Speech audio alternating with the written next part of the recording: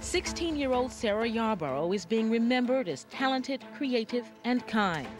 Sarah was an A student at the high school. Whenever you saw Sarah, she always had a smile. This case is about a 16-year-old girl who had the right to grow up.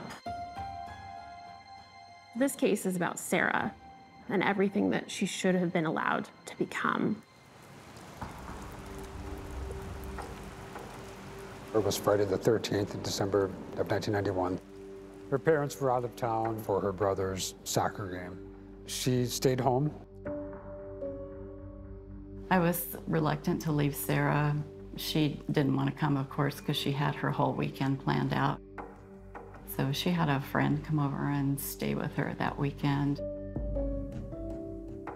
We went to a basketball game, went and got junk food at the grocery store, a little bit of fast food. You know, we're 16, we were carefree. There was absolutely nothing that would make any of us think that the next morning everything would change. So Saturday morning, Sarah woke up kind of in a panic. She woke up and said, "I'm late for practice." She put on her drill team uniform and ran out the door. She went to the school and discovered that she was early. So she parked in her car and waited for the rest of her team to show up.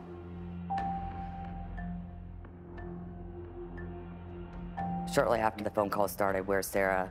Do you know where she is?" Sarah was found within an hour. Where was her body discovered? So her car was still in the parking lot. Her body was approximately 100 yards away, still on the school property. Part of her clothing was removed. She had nylon stockings tied in a ligature around her neck. I just remember just saying, "Not Sarah, not Sarah, not Sarah," over and over again. The suspect is a white male, 6 feet tall, with a medium build. They had DNA evidence, they had everything. They had witnesses. In that first week or so, it sounded like they had so much evidence. You know, for at least a short while, it felt like, Of course they're going to catch him. And then when they didn't, your expectations change. You don't know if it's your next door neighbor. You don't know if it's some random stranger. There was that constant fear of, is this going to happen again? We literally had a monster in the community, and we didn't know who it was.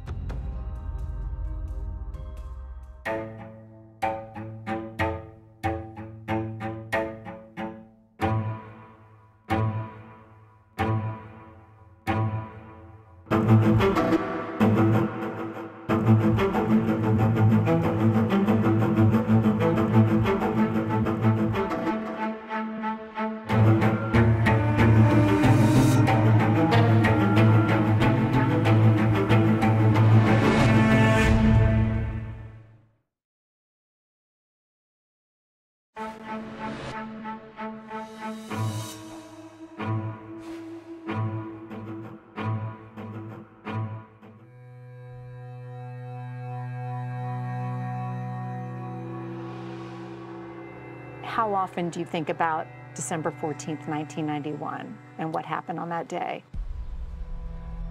Quite a bit. It's a very traumatic thing to go through. It's been over 30 years, but the details of that day have never faded for Drew Miller. I had my friend spent the night at my house. We woke up that morning, watched cartoons, ate cereal, left to go skateboarding. Drew, who was just 13 at the time, lived down the street from Federal Way High School near Seattle, Washington. The school grounds have changed quite a bit, right? Drastically, yes. The tennis court's the only thing that's still here. Drew often took shortcuts through the school to go skateboarding, as he and his friend did that day. We used to hop the fence right here and cut through here. It was freezing cold that day. I mean, there was ice in all of the mud puddles. We just, started smashing them because it's fun. It sounds like breaking glass. That's when Drew says they noticed a man in the bushes. Right where you see the edge of this dugout right here, that was all bushes that were probably this tall. So we couldn't see him until he stood up. He's just staring at us from the bushes. That was pretty jarring, but then he just walked out of the bushes. So then we just assumed he's just smoking weed or something. The mysterious man kept to himself and walked ahead of the boys.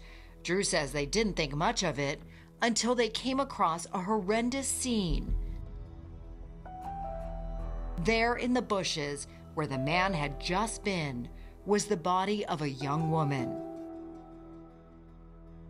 It was horrible, absolutely horrible. The way that he left her body, she clearly fought for her life. Drew says his shock turned to fear when he realized the man, who was still just feet in front of them, was now staring directly back at him. Does that look still haunt you? Oh, yeah. It's frozen in my mind. The boogeyman, then? Legitimate boogeyman. The boys raced to Drew's house, and police were called to the scene. When we approached the victim, on one of the pieces of clothing, we saw the name Sarah. Detective Scott Strathy with the King County Sheriff's Office was one of the first officers on the scene. And of course, later we found out that that was Sarah Yarborough.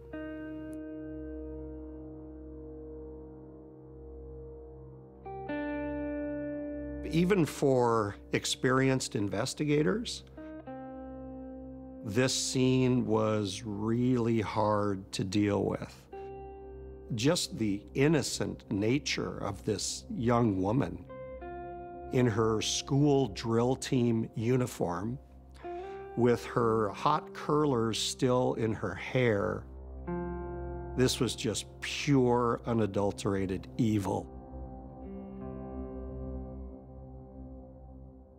Investigators believed this was a sexually motivated murder. She was partially clothed. Her jacket, her undergarments, her bra had been removed and placed next to her body. Police discovered that the car Sarah had driven that morning was parked in the school parking lot, about 300 feet from where her body was found. There didn't really appear to be any sort of a struggle in the car itself. Detective John Free with the King County Sheriff's Office Major Crimes Unit would later join the investigation. She had a container of orange juice that she had made that morning. It was just sitting in the front seat. Nothing was tipped over. So the question was, how did she get from her car to this hill? What led her there?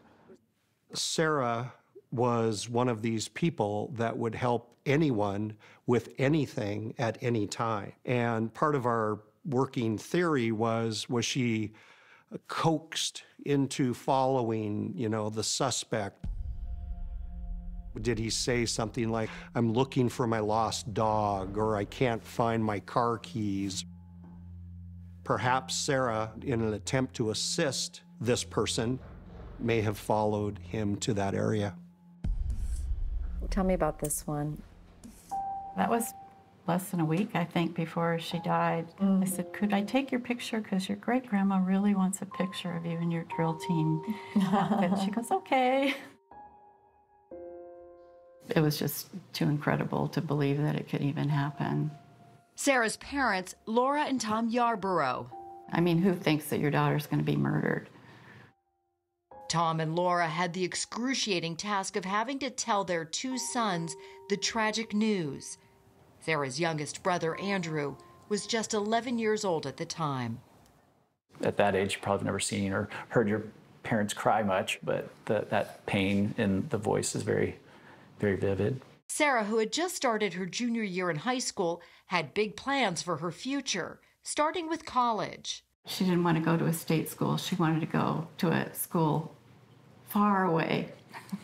She loved to travel. I actually would hear her say, I can't decide if I want to be a museum curator or an engineer like my father. Yep. And I was always rooting for the museum curator. Liberty Barnes, Christy Gutierrez, Amy Perotti, and Mary Beth Tomey were some of Sarah's closest friends. So this was after the last day of 10th grade, and we're just kind of goofing around afterwards. And that totally, I mean, you can see there's Sarah right in the middle of it, just being goofy. The fiery red hair, was that her personality? Yes. Yes. Yeah. She was artistic, she was creative, she was smart, she was feisty. Imaginative. All of those things. She would be the last one to wait for someone. Always be there with a smile. She would help with homework. It was her ultimate kindness. After Sarah was ripped from their lives, they say their sense of safety was gone forever. You grow up getting all the safety conversations with your parents, and bad things can happen, and it's all this sort of like vague possibility out there, and then all of a sudden it was like, no, no, no, no, no, it can really happen. It really did just happen.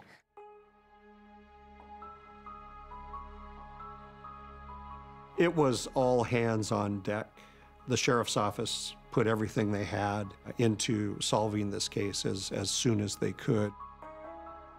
And the killer left behind important evidence. Sarah had not been raped, but the killer's DNA was found on pieces of her clothing. There was semen found on her underwear and on her jacket. We had a full male DNA profile.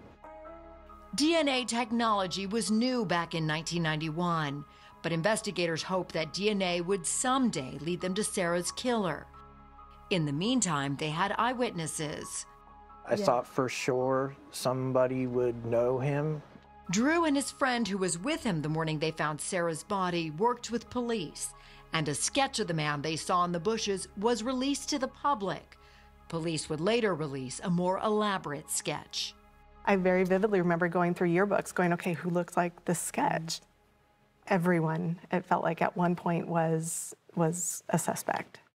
But as days went by and as leads dried up, police kept coming back to Drew and his friend. They just made me feel like I was the only person that could help them solve this.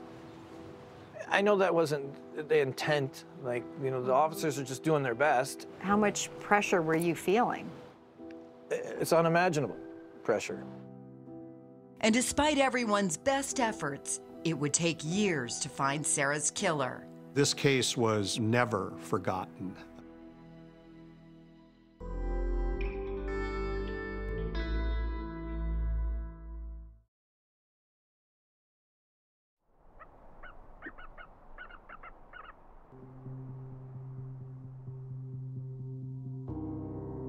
In early June of 1993, 1.5 years after Sarah Yarborough's murder, local media were there as students gathered in the courtyard of Federal Way High School to honor her.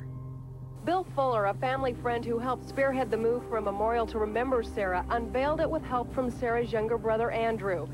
It was quite a day. A lot of tears as they looked at it and could see Sarah in that bench. Bill Fuller has known the Yarboroughs for years, and his daughter was in Sarah's class. Sarah was fun to be around. That was probably what we missed the most, is she was fun to be around. The bench reads Carpe Diem, seize the day, a mantra Sarah lived by. Encased in bronze are some of her favorite possessions, ballet shoes, a replica of Sarah's beloved dog Gibby, and books. Nice that people cared about her so much. Andrew Yarborough, now an adult, admits that he struggled as a young teenager. It was especially difficult to see those sketches around town of the man police believed murdered his sister. You know, there was drawings of the person's face all over in businesses in town. You know, I do recall that quite a bit, just having that kind of a constant reminder. Looking back, I feel like we didn't do a very good job with the boys. I think that we were so consumed by our own grief that we didn't take time to help them. I think we didn't really know how to help them. I mean, it wasn't something we had experience with. We didn't know anything about grieving ourselves or how to help them through it. And they weren't alone in their grief. Shannon Grant, the last friend to see Sarah alive, says she lived with constant regret. I wish we could go back and do it all over again. That I would have asked the other drill team members what time practice was, you know, maybe dropped her off. I mean, there's a lot of the what ifs. The milestones were especially painful. There was survivor guilt. Like, why am I filling out my college applications when Sarah wanted to go to college?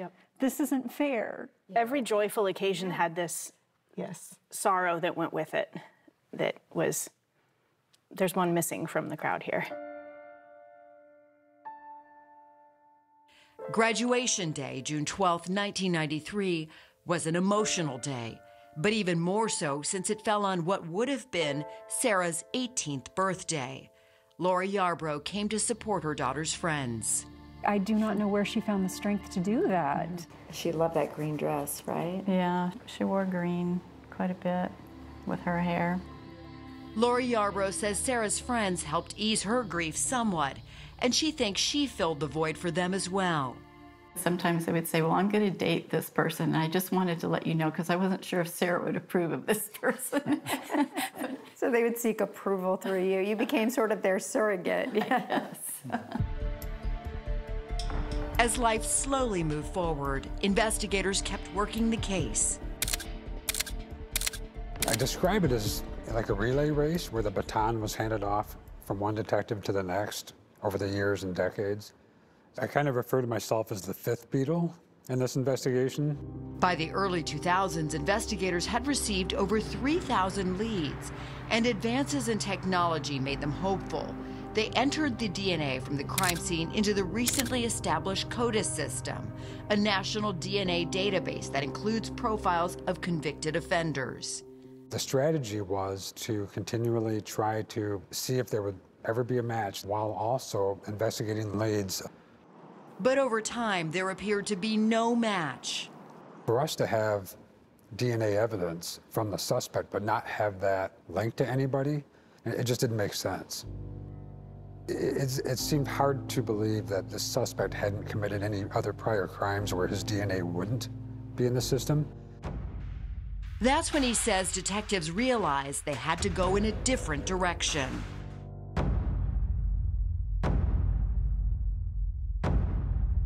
My name's Colleen Fitzpatrick, and I'm one of the pioneers of forensic genetic genealogy. In 2011, investigators reached out to Fitzpatrick to inquire about using forensic genetic genealogy, the practice of using software to compare unknown DNA profiles to information from public DNA databases and searching family trees to identify suspects. Genetic genealogy is well known now and has been used to solve numerous cold cases, but at that time, it was in its infancy. When I started in this field, it didn't exist. Fitzpatrick says most police agencies had been skeptical of this new investigative tool. The police thought I was crazy, you know, this little old lady with a crazy idea, and I was actually almost laughed out the room. But the King County Sheriff's Office took a chance on Fitzpatrick. It was for free. I just wanted to see if it worked. What are you going to lose if you try something? The Yarboroughs were encouraged. I think it wasn't until we met Colleen Fitzpatrick that I really began to think, oh, you know, they're going to find this person. And it didn't take long before Fitzpatrick came up with the name of a possible suspect that surprised just about everyone. Everyone went, no way.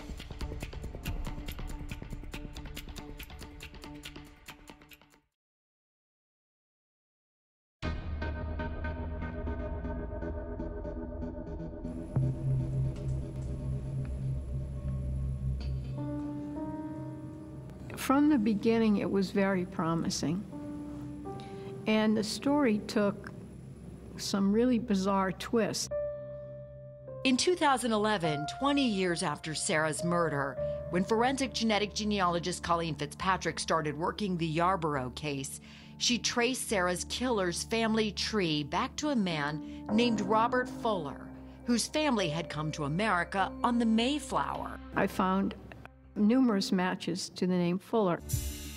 When Fitzpatrick gave the name Fuller to the King County Sheriff's Office, they immediately knew of one person with that last name. Bill Fuller, the Yarborough's close family friend who helped get that memorial bench built for Sarah. Naturally, that piqued our interest. From the beginning, Sarah's family and friends believed Bill Fuller had nothing to do with Sarah's murder. He didn't look at all like the suspect. The wrong hair color, he's short, he's not tall. He just didn't fit the profile at all.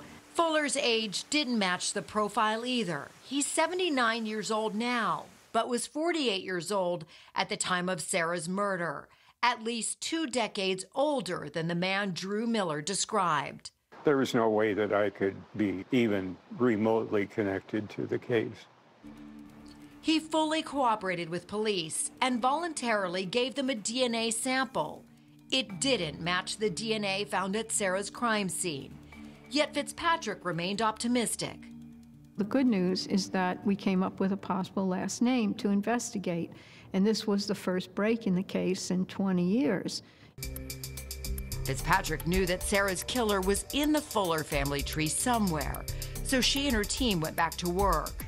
And as the years went by, she knew she was only getting closer, especially after 2018, when forensic genetic genealogy was used to identify the Golden State Killer. Golden State Killer really started the big revolution. Things had evolved that we had the data to work with. The technology was in place that we could go for it. Then in September of 2019, Fitzpatrick's team made a breakthrough. They came up with 2 new possible suspects, brothers Edward and Patrick Nicholas, who, as the DNA showed, were distant cousins of Bill Fuller. You know, this is 8 years of on and off and looking at it, never giving up. This is it. This is exciting.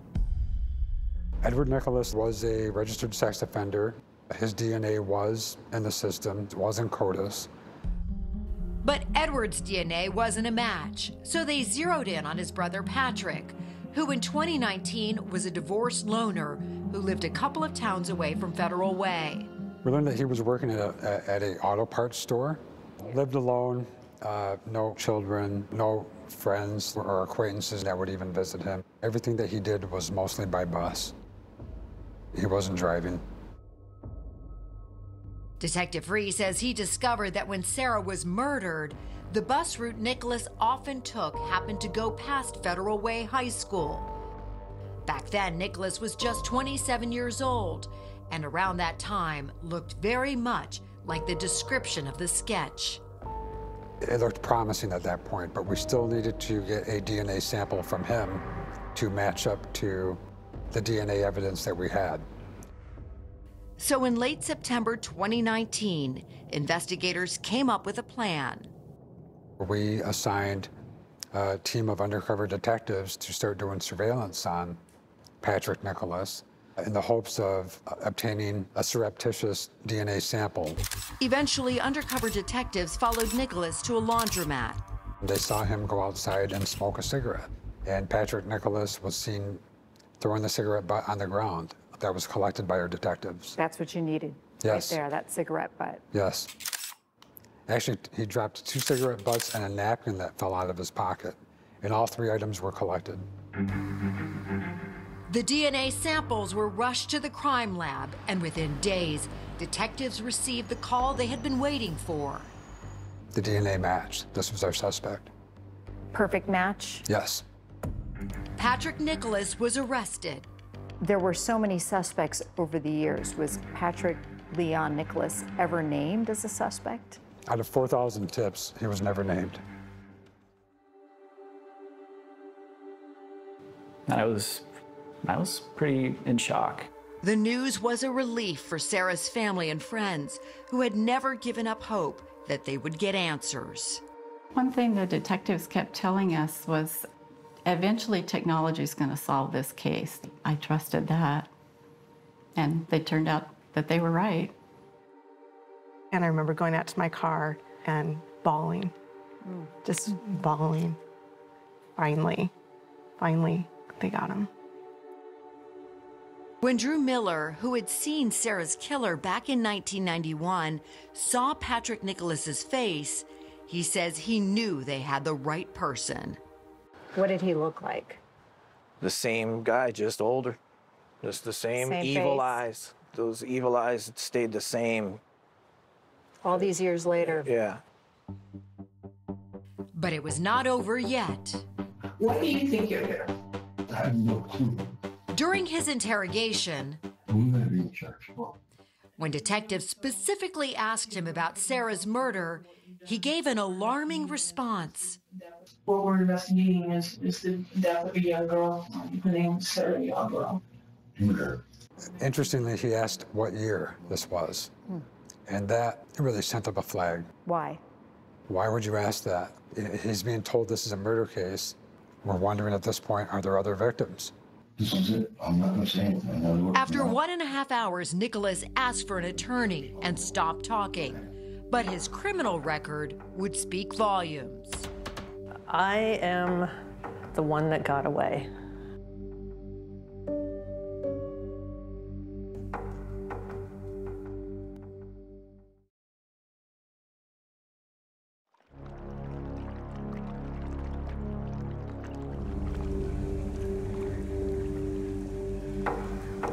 On a quiet morning in June 1983, 8 years before Sarah's murder, 21-year-old Ann Croney was sitting by her car along the Columbia River in Richland, Washington, when a man approached her.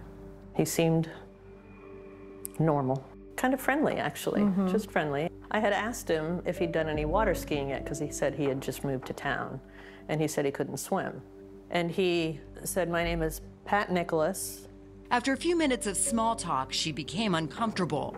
I noticed his voice was getting shaky, and I told him I had to go. I went to close the door, and he put a knife to my throat. Everything kind of stopped at that moment. He told me to take my clothes off. Nicholas stuffed Ann's underwear into her mouth to prevent her from screaming, forced her out of the car, and led her to the riverbank. We got about halfway down the bank, and he told me to stop. I ran and dove in the river because I was thinking he couldn't swim. Swam as hard as I could. Swam for your life. I swam for my life. Passers-by found Ann at a dock nearby and called police. As it turns out, 19-year-old Patrick Nicholas was no stranger to law enforcement and had a record. He had raped 2 women and attempted to rape a third. He'd been convicted of rape as a juvenile and had actually only just been out for a few months when he attacked me. Days after Ann's attack, he was tracked down, arrested, and pled guilty to attempted rape. He told authorities, "I realize that I have a problem concerning raping girls." At his sentencing hearing, Ann spoke out. I was actually very angry and asked the judge for the maximum sentence. And the judge did agree and sentenced him to 10 years. So I thought it was over. I thought that justice had been served. But Patrick Nicholas did not serve the full 10 years in prison. He was released after just 3.5 years. Ann was never notified. She barely thought of him again until October 2019. The police knocked on my door and said that there were detectives in Seattle that wanted to talk to me about a cold case. They informed Ann that Patrick Nicholas had been arrested again, this time for the murder of Sarah Yarborough. They told me that there were similarities in the cases, and I was crushed. It had never occurred to me that what I escaped from was a murder. What's more, if Nicholas had served his full prison sentence, he would have still been behind bars that December morning in 1991, unable to murder Sarah Yarborough. How angry are you to hear that he was released that early? And Very. It brought up a lot of the old anger and even more anger because the system failed. King County Deputy Prosecuting Attorneys Celia Lee and Mary Barbosa describe him as a serial predator with a clear pattern. All of the women were approached at or near their car. He would strike up conversation and then pull a knife and tell them that they needed to walk, where he would order them to take off their clothes and then rape them. Nicholas had also been convicted of sexually assaulting a minor in 1994, 3 years after Sarah's murder. 5 sexual assaults that investigators knew of, none of which had required him to submit his DNA, so there was no record of him in the CODIS database. But in pretrial hearings, the judge ruled that Nicholas's criminal history could not be entered in as evidence. She found that it would be unfairly prejudicial to the defendant. But the prosecutors were hopeful their case was strong enough. All rise for the jury. In early 2023, more than 30 years after Sarah Yarborough's murder, her accused killer, now 59 years old, went on trial. Sarah's childhood friends were there. I so clearly remember the morning before the trial started just going, I don't know if I can do this. Like, you know, I had so many different emotions flowing through, and it was like, no, we need to be there. There was this absolute love for Sarah and the Yarboroughs that was so strong. Did you feel like they were a lifeline for you? Yeah. Be seated. You weren't in it alone, you were all in it together. As the trial got underway, the focus was on the DNA. What was your strategy then in trying this case? Well, we needed them to trust the science. There was a field that was emerging called forensic genetic genealogy. Patrick Nicholas's public defender, David Montez, challenged how forensic genetic genealogy was used to first identify Nicholas. I want to dig into the science because The first time that kind of defense had been used in Washington state. they use technology that is not only unproven, but just wacky, really. He's not the person that killed Sarah. The police needed an answer more than they needed the right answer. And so they turned to new, novel, untested technology. Genetic genealogy is a new field. It really hasn't been tested out.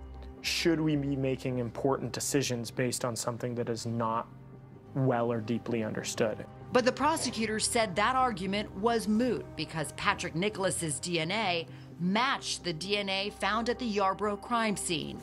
And Detective Free says the numbers were astronomical. The odds were 1 in 120 quadrillion that... Quadrillion, yeah. Right, that it was somebody else. If the numbers pointed to Nicholas's guilt, law enforcement says so did evidence found at his house near the time of his arrest in 2019. It was almost like a lair. There was no working electricity at this house, stacks of pornography all throughout the place. We also found a newspaper from 1994 that had on its front page an article about the Sarah Yarborough case. And going through one of the kitchen drawers, we found a torn photograph taken from a magazine, a woman in a cheerleading outfit. When the prosecutors showed that photo in the courtroom, the oxygen left the room. Yeah. Montez downplayed their significance. I think both of those pieces of evidence were not especially strange given the general state of his house. There were stacks and stacks of newspapers all over his house. This is evidence tape. Patrick Nicholas didn't flinch as the evidence was shown, showing no emotion throughout the trial. But Sarah Yarborough's presence was felt, especially when now retired Captain Scott Strathy carefully unpackaged and displayed Sarah's clothing that had been in storage for over 30 years. Her drill team jacket, shoes, sweater, even her nylon stockings. This was like opening a time capsule. All of a sudden, they were real things. They weren't even photographs. They were the things she had on her body when she died. You sort of felt yourself crumble. After 9 long days of testimony, the case went to the jury. All rise for the jury. It took them just over a day to reach a verdict. I was shaking, and like just that, like there was so much adrenaline and so much anticipation. We, the jury, find the defendant, Patrick Leon Nicholas. Everything just dropped, and it's like, what? Why do you think it took law enforcement so long to identify Patrick Nicholas as a suspect? Take a look at a timeline of the case at 48hours.com.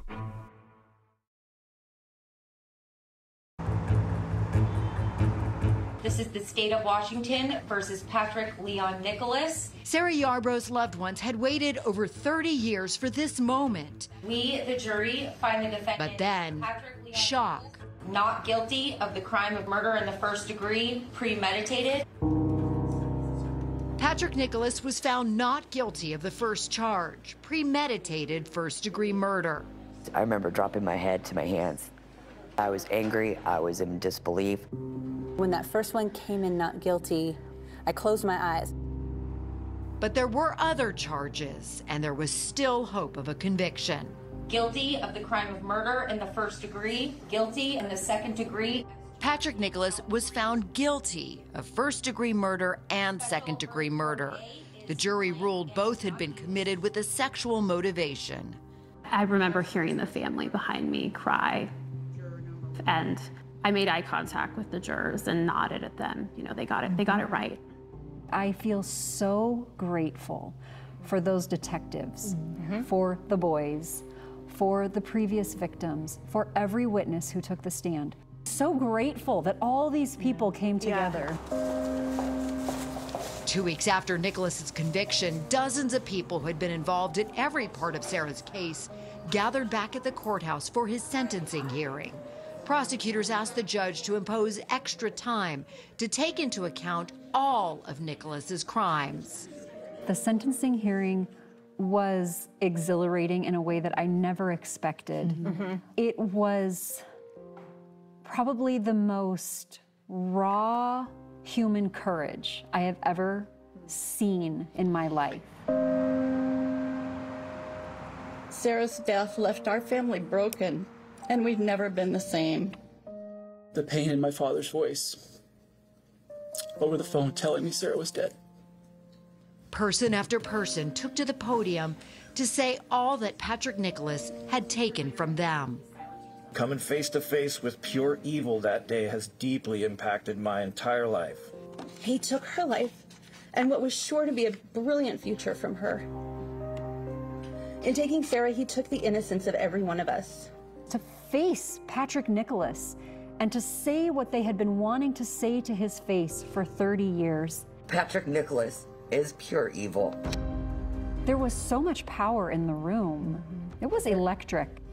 And then Ann Croney, who wasn't allowed to testify at Sarah's trial, started speaking. He just did like a double take and shuddered when Ann stood up.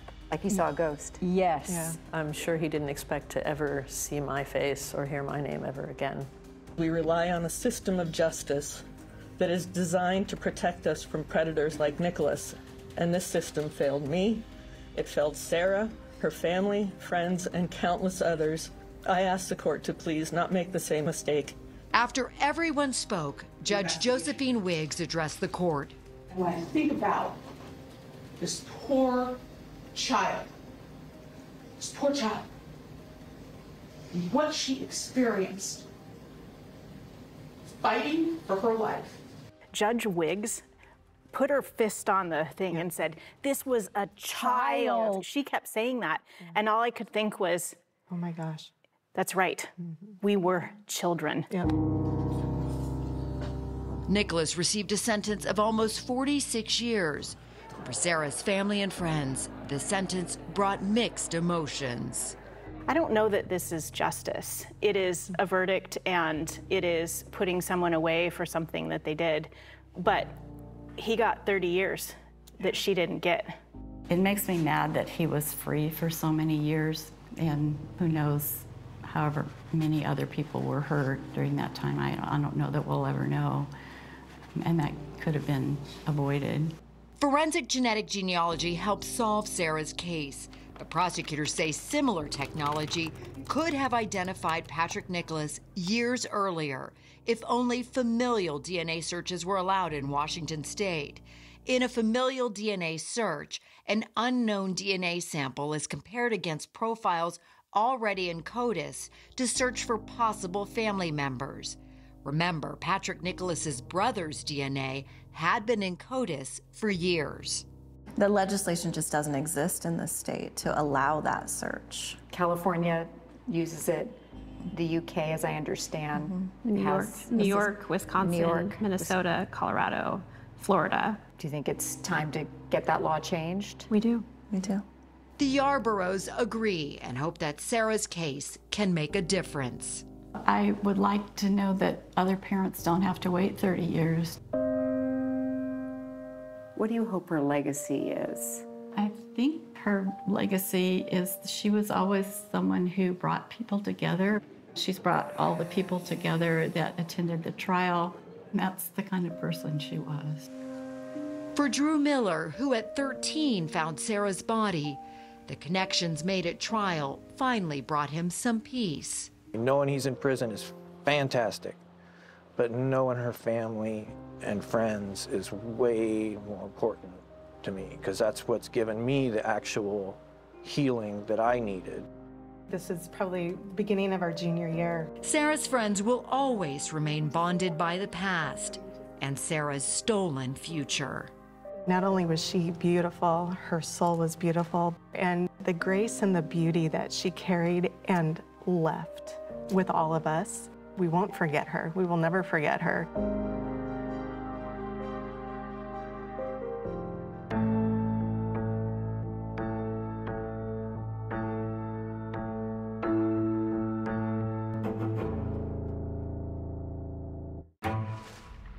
After the Murdaugh murders, a new lead heats up this cold case, the mysterious unsolved death of Stephen Smith. Do you believe Stephen was murdered?